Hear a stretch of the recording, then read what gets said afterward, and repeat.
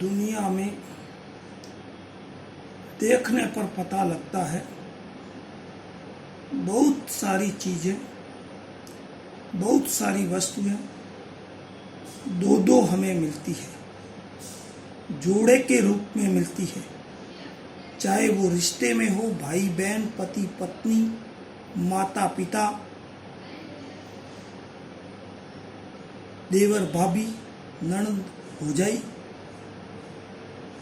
दूसरी तरफ देखें, जीव अजीव, दिन रात, पुण्य पाप, भलाई बुराई, ये कई जोड़े दुनिया में मिलते हैं। दुनिया में देखें तो अच्छाई भी बहुत है और बुराई भी बहुत है, यानी भलाई है और बुराई भी है। मगर दुनिया के लिए कौन सी चीज काम की है, दुनिया किसको चाहती है, अगर दृष्टिपात करें तो पता लगता है कि दुनिया अच्छे प्राणी को चाहती है। जो दुनिया के लिए भलाई करता है वह दुनिया को अच्छा लगता है। बुरे आदमी को, बुरे प्राणी को, बुरी कोई भी चीज को दुनिया पसंद नहीं करती है। चाहे उसका परिवार वाला सगे संबंधी भी हो, वह भी रिश्ता उससे तोड़ देता है। उदाहरण के तौर पर, जैसे एक स्वस्थ कुत्ता है और एक सड़े कान वाला कुत्ता है, तो जो स्वस्थ कुत्ता है उसको दुनिया घर पर रखती है, और कई कुत्तों को तो गाड़ियों में सैर भी कराई जाती है। मगर जो सड़े कान वाला कुत्ता है उसे कोई पसंद नहीं करता। पसंद तो क्या करे, उसको पत्थर और लकड़ी आदि से पीट करके भगाया जाता है। जहां भी जाता है वहां से वह ठोकरें खाकर दूर चला जाता है। हम सोचें कि भलाई और बुराई, कृष्ण पक्ष और शुक्ल पक्ष हमारे भीतर में क्या है, हम क्या करते हैं, अपनी जिंदगी में भलाई करते हैं या बुराई करते हैं। अगर बुराई करते हैं तो उसे जल्दी से जल्दी छोड़ने का प्रयास करें, तथा भलाई के कुछ काम करते हैं उन काम को बढ़ाने का प्रयास करें।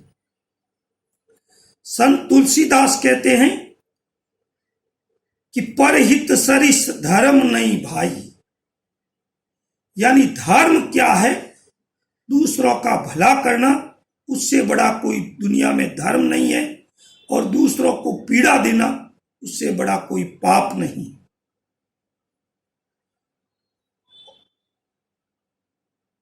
इसी बात को वेद व्यास जी ने भी कहा है, अष्टादश पुराणेषु व्यासस्य वचनम द्वयम परोपकाराय पुण्याय पापाय परपीडनाय। परोपकार करना पुण्य का काम है और दूसरों को तकलीफ देना पाप का काम है। जो व्यक्ति जीवन में दूसरों का भला करता है उसका भला स्वतः हो जाता है। आज मैं जो बात कहना चाहता हूं उसका शीर्षक भी यही है, कर भला तो हो भला। इस सिद्धांत में जो विश्वास करते हैं, इस सिद्धांत को समझ करके अगर जो विश्वास करते हैं, उसके जीवन में अपने आप अच्छाई और भलाई घटित हो जाती है। इसी सिद्धांत को समझाने हेतु एक कहानी प्रस्तुत कर रहा हूं कि माता पिता दो प्राणी घर में रहते थे, मगर उनकी आर्थिक स्थिति बहुत गंभीर थी। सोने और खाने पीने को पूरा भोजन नहीं मिलता था। एक दिन मां ने पुत्र से कहा, पुत्र, इस तरह गरीबी में जीवन बिताना बड़ा कठिन हो रहा है। क्या ये अच्छा हो? कुछ दूरी पर एक सिद्ध योगी रहते हैं, तुम उसके पास जाओ और उससे पूछ करके आओ कि हमारी गरीबी कब और कैसे दूर होगी। पुत्र घर से रवाना हुआ। पहला पड़ाव एक गांव में एक व्यक्ति के यहां हुआ। वहां उस व्यक्ति से बातचीत की गई। उस व्यक्ति ने भी कहा कि तुम जा ही रहे हो तो कम से कम एक मेरा प्रश्न पूछ लेना कि मेरी बेटी है, जन्म से बोलती नहीं है, वह क्यों नहीं बोलती है और उसकी शादी कब होगी। उसने कहा कि देखो, जैसा मौका होगा वैसा मैं करने का प्रयास करूंगा। अगले दिन वह एक किसान के यहां ठहरता है। उससे भी बातचीत में वह किसान कहता है कि भाई मेरा भी एक प्रश्न है, पूछना कि मेरी खेती के एक भाग में फसल उगती ही नहीं है, उसका क्या कारण है। ठीक है।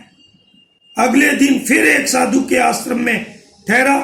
बातचीत में साधु ने भी एक प्रश्न उससे कहा कि मैंने साधु चर्या में कितने वर्ष गुजार दिए, साधना करते करते वर्षों के वर्ष बीत गए, फिर भी मुझे आनंद नहीं आ रहा है, उसका क्या कारण है। तो उसने कहा ठीक है, कोशिश करूंगा। अगले दिन योगी के पास लड़का पहुंच जाता है। बड़ी भीड़ लगी हुई थी। लाइन में लड़का भी लगा। काफी समय बीतने पर उस लड़के का नंबर आया।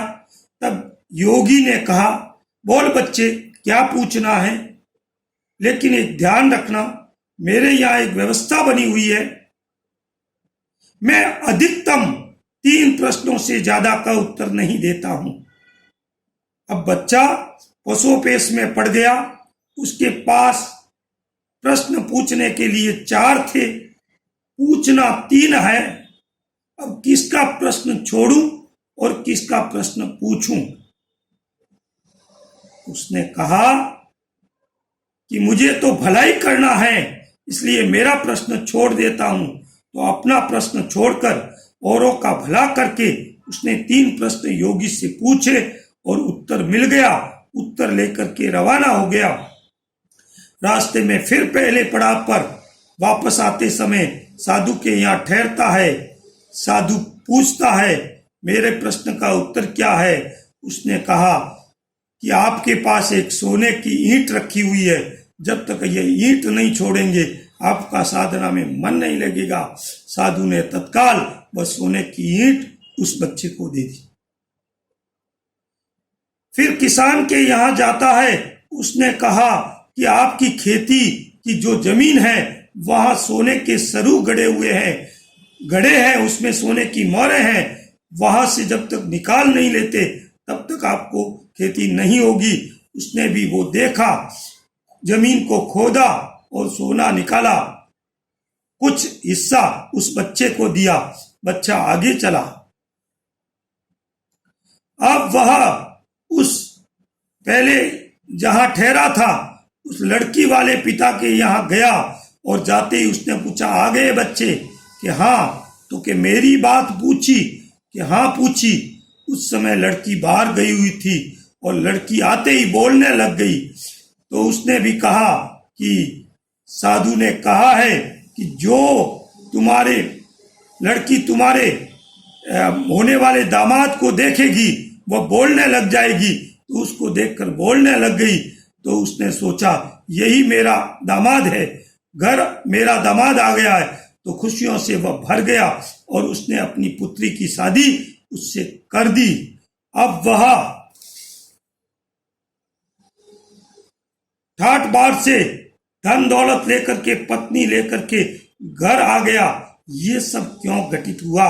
जब उसने अपना स्वार्थ छोड़ दिया और दूसरों का भला करना चाहा। तो ये बात बिल्कुल ठीक लगती है कि कर भला तो हो भला। तो हम भी भलाई में विश्वास करें और जीवन में भलाई को अपने का प्रयास करें। इसी बात के साथ ओम अरहम।